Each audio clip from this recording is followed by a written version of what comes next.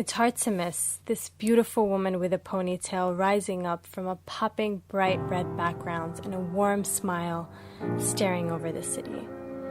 Behind her is this white halo of calligraphy.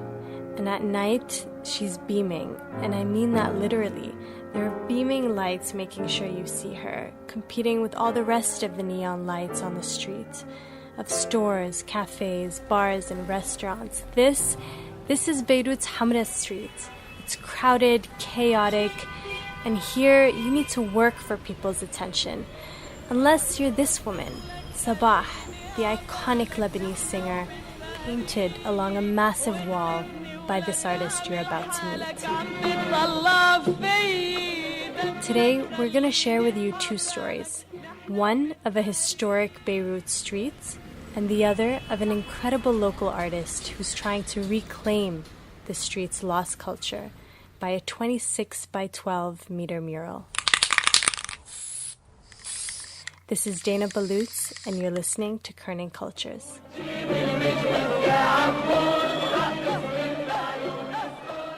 Can you please introduce yourself? My name is Yazan Halwani. I'm a street artist from Beirut, and I have been doing street art for the last 7-8 years.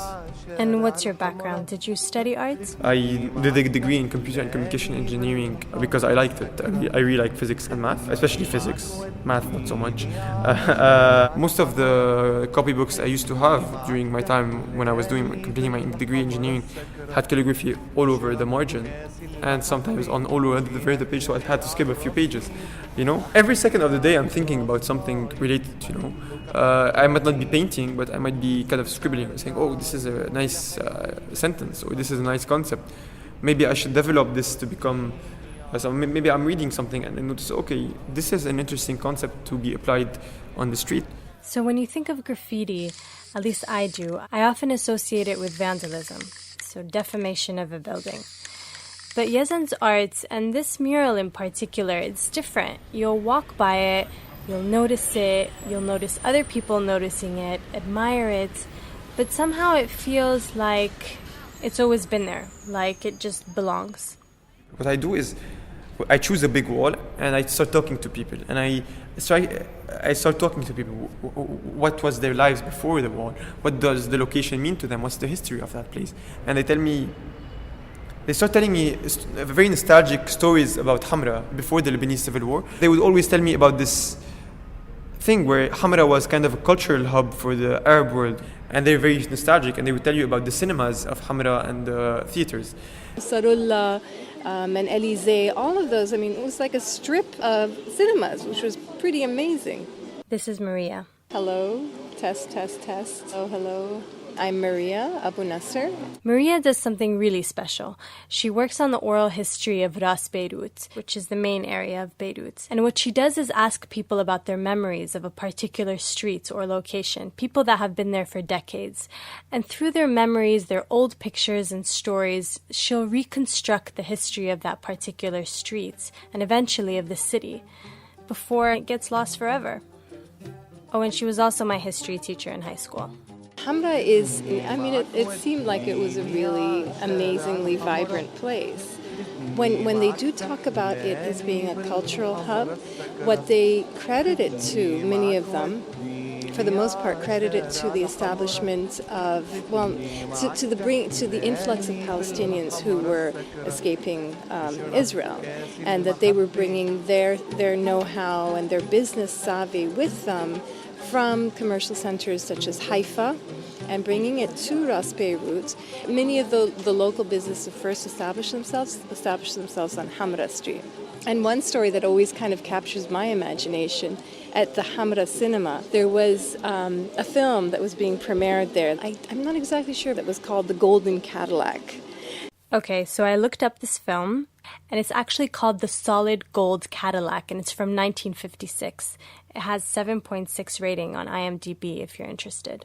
The opening night, President Shamoun was supposed to be there with his wife, it was all this gala glitzy thing, and the actual Cadillac that was in the film was parked outside of the Hamra cinema.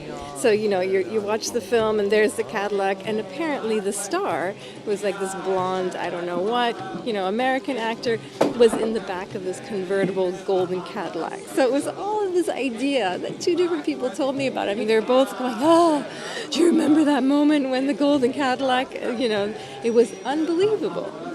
These actors would come here. So that's kind of one thing that definitely just really captivates me, is that scene of, glamour and glitz, and, people would go to the movies and eat at Horseshoe Restaurant. Was again a major landmark on Hamra Street, where, everybody who wanted to be seen go there. This Horseshoe Cafe that Maria's talking about is key for Hamra, but also our history, because remember Yazan's 26 by 12 meter mural of Sabah we were talking about earlier? It's painted along the wall of this cafe, which now is a Costa Coffee. But back then, in the 1960s and 70s, it was frequented by a lot of Lebanese and Arab artists. It was also an intellectual hub, so journalists would meet there, and, it was just a place for everybody to be seen and be seen. You had Nizar Kabbani, who used to sit in this cafe under this wall. You had Paul Giragossian, who's a very famous Armenian painter. You had Mahmoud Darwish, who was at the same time in Hamra at some point during his life. So many kind of people that became kind of the biggest philosophers or the biggest poets of the Arab world, an era I have never seen. And they would after that tell you that currently Hamra is becoming, after the Lebanese Civil War, it became more of a commercial place where we had big clothing stores and everything. Well, I think definitely the war has shabified it, and it was much worse 20 years ago than it is now. I mean, now I think it's definitely not what I can imagine it used to be, but I still think it has a really strong character, and I still think it still has like some sort of like a, what's the right word? Like, there's that terrible shop on the street there. It's called shabby chic, right? I mean, it still maintains its dignity. It still has a presence as a street, It was automatic that after discussing and showing pictures to people, that the portrait that I would paint next is someone that would kind of capture back this lost past of Hamra. It was definitely Sabah with her big smile, looking away and everything. And I said, okay, she could be looking away at Hamra, kind of looking at its past. And after just discussing with people, I said, okay, we're going to paint Sabah, that's it.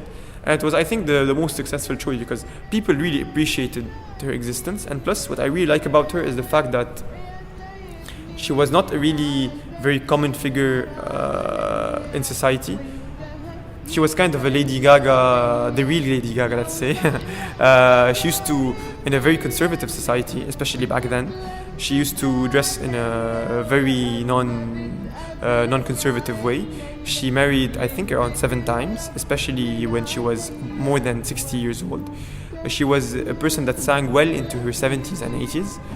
And people used to criticize her all the time about that, and she did not care. And I think she kind of changed the dogmas of society. There's something that is indirect, and the people do not appreciate her enough for that. I wonder, Yazan, how politics play a role in your arts. Lebanon is a highly political country, and so are its people. So do you ever feel like politics played a role in your particular art? Actually, when I was doing this graffiti, I used to always have to kind of remove these politicians' posters from the elections, back when we used to have elections in Lebanon. It was a very lengthy process. And every time maybe you were painting in a street where you had kind of an office for a political party, they would send kind of their, what I call goons, and people who would tell you, what are you doing? They would ask you kind of these intrusive questions just to say, we're here. And I noticed that people kind of feel that this area, you can't paint in Hamra, it's for the Syrian Nationalist Party, or you can't paint in I don't know where because it's for Tayar al-Mustaqbal or Hezbollah or I don't know what. So I said, okay, fine, let's do things a bit differently. I want kind of to oppose their presence with something that everybody does agree on, to replace the politicians that we used to find on posters in the street, and kind of reclaiming the streets and defining our city with using cultural icons that kind of define Lebanese culture. And who do you think defines our culture? People that kind of define the streets of Beirut or the streets of Lebanon or Arabs in general. But also some people that are completely might be unknown, like for example a homeless man called Ali Abdullah who used to live facing the American University of Beirut, who has been living there for around 20 years, who had an amazing English accent for some reason and no one knew why. And some legends used to say that he was a guy that was a professor at the university and who became crazy during the Lebanese Civil War and has since been in the streets. And unfortunately, he died from the cold in the winter 2 years ago. So what I wanted to do is just commemorate his existence with a wall. At one point, there's a Lebanese taxi who had a kind of a broken down car who stopped and told me, I want to talk to you. And I told him, okay, what's up? And he told me, look, man, I don't have a lot to offer you. I have this car which is kind of broken, as you can see. You know, I don't make that much money, but I saw what you're doing and it really touched me. I used to see that, man, and I was really about to cry. I've been looking at you for 10 minutes. What I can offer you is kind of a ride. If you want and to go anywhere in Lebanon to kind of paint any wall, I'm ready to help you. And I found this really touching coming from this man, especially because this man who had maybe not a lot, who I could see that his car was going to break down and was barely standing, was wanting to help the effort or give from the little he had to kind of help someone else. And I thanked him for that. It was kind of, I always say this is kind of the nicest compliment to my work that I have ever received. Yazan's face lights up when he tells this story. So what do you think a mural on a wall can achieve? I think it also changes the relationship with what a wall can be. You know, before a wall was kind of just a wall, and now it's kind of a diary where when they open it or when they see it, it evokes kind of memories. And I think this is kind of the point. What's amazing is Yazan's work is so well received across generations. And in a country like Lebanon, with 18 different religious sects, political deadlock, a vacant presidential seat for over a year, near consensus on anything is pretty rare. But that doesn't mean that people don't have opinions. You'd be surprised by when you put something in the street how much people care about it, you know?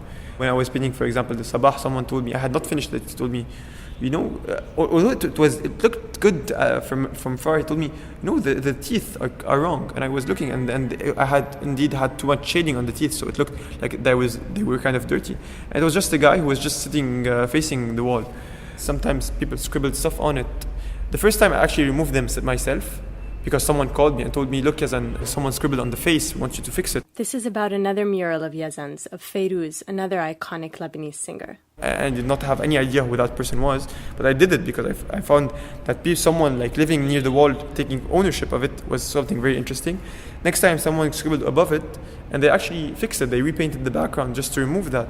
So people have kind of a sense of ownership of that wall. I mean, I think Yazan's mural it really stands out, where everything around is kind of gray and concrete and dilapidated, or, you know, just monotonous. But then his mural, with this vibrant purple and white composition that is stellar in the way it stands out. I think we need more of that to, you know, make Hamra colorful again, and you know, give it its personal history too. I mean, it's nice that he's also using very local subjects like Sabah, who had personalities that graced that street. You know, so giving a street its people is important as people giving themselves to the street.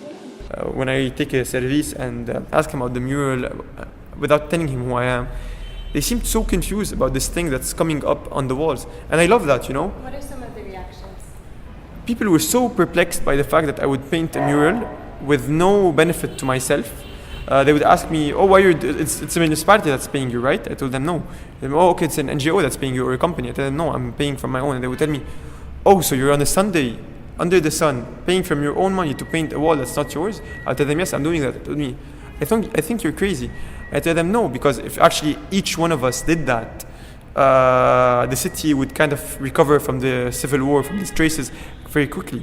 And I say, it makes sense, but it doesn't work in practice. I told them, fine, but, you know, I'm crazy. خدني معك وديني عشارع الحمرا خدني معك تحلالي بالحمرا السكرة. This concludes our episode of Kerning Cultures, with sound design by Ramzi Bashour and co-production by Hiba Fisher. Special thanks to Yazan Halwani, of course, Maria Abunnasr, and Daman Tandi. Art is best seen, so we highly recommend you check out our website for more information about Yazan, to see some of his beautiful work, including the Sabah mural, and find details about upcoming exhibitions. Until next time, see you. إذا بدي أحكيك عن الرسم يعني هذا الرسم في شاب كتير هيك بعده أول عمره يعني عن جد غريب هالشاب شو فظيع عن الرسم كتير حلوة كتير حلوة يعني بهني عليها يعني بتصور عنده مستقبل كتير حلو الله يوفقه. أنا أمي الله يرحمها ويرحم صباح كانت بتقلي خلقت على الدنيا وبسمع بصباح هيدي بتسوى 100 سياسة 100 سياسة بتسوى سياسيين ما لهم عقل بالبلد.